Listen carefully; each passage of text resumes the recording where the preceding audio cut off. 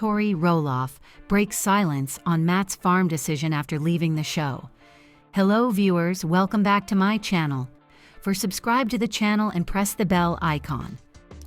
The Roloff family has been a household name for almost 2 decades thanks to their hit TLC reality show Little People Big World, LPBW. Fans have followed the ups and downs of this Oregon-based family, from raising their children to navigating divorce, remarriage, and farming decisions. But perhaps one of the most polarizing events in the show's recent history has been the fallout surrounding Matt Roloff's decision not to sell the family farm to his son, Zach Roloff. Now, after stepping away from the cameras, Zach and Tori Roloff have finally broken their silence on the situation. The couple recently opened up on their podcast, Raising Heights, providing new insight into how the family rift unfolded behind the scenes, how they truly felt about Matt's decision, and what their future holds after LPBW. This in-depth article explores everything Zach and Tori revealed, their emotional response, the timeline of the farm feud, and what it all means for the Roloff legacy moving forward. The farm, a symbol of legacy and division. For fans of LPBW, Roloff Farms wasn't just a piece of land. It represented the heart of the show, a legacy built by Matt and Amy Roloff to pass down to their children. Since the show's debut in 2006, viewers watched the Roloff kids Jeremy, Zach, Molly, and Jacob grow up on the farm. There were pumpkin seasons, family barbecues, and tense moments in the barn. As time passed, the idea of one of the children taking over the farm felt like a natural next step. But things didn't go as expected. When Matt Roloff announced in 2022 that he was putting a large portion of the farm, 16 acres, up for sale, instead of transferring it to one of his children, it sent shockwaves through the LPBW fanbase. The most vocal and publicly hurt was Zach Roloff.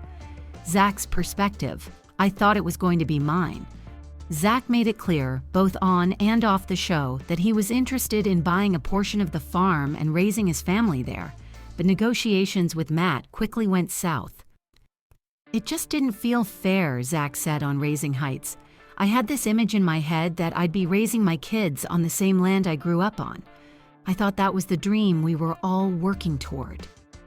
He revealed that talks with Matt broke down due to pricing disagreements and a lack of transparency. "We weren't even talking the same language. It felt more like a business deal than a family conversation," Zach added. Tori Roloff's take: "We had to prioritize our peace." Tori, who often played the mediator on LPBW, opened up for the first time about how draining the farm negotiations had become. "It wasn't just about the land. It was about how we were being treated," Tori said. "At some point, we had to choose peace over proximity. So we moved to Washington, and honestly, it was the best decision for our family." The move away from Oregon was also symbolic of physical and emotional departure from the drama of the past. The podcast, Revelation: Life After LPBW. Zach and Tori started their Raising Heights podcast in 2024 after officially leaving LPBW. Their goal was to give fans a more authentic glimpse into their life, unfiltered, unscripted, and outside of TLC's editing. In a recent episode that aired in June 2025, the couple finally addressed the farm situation in depth. Titled "The Truth About the Farm," the episode garnered thousands of downloads within days.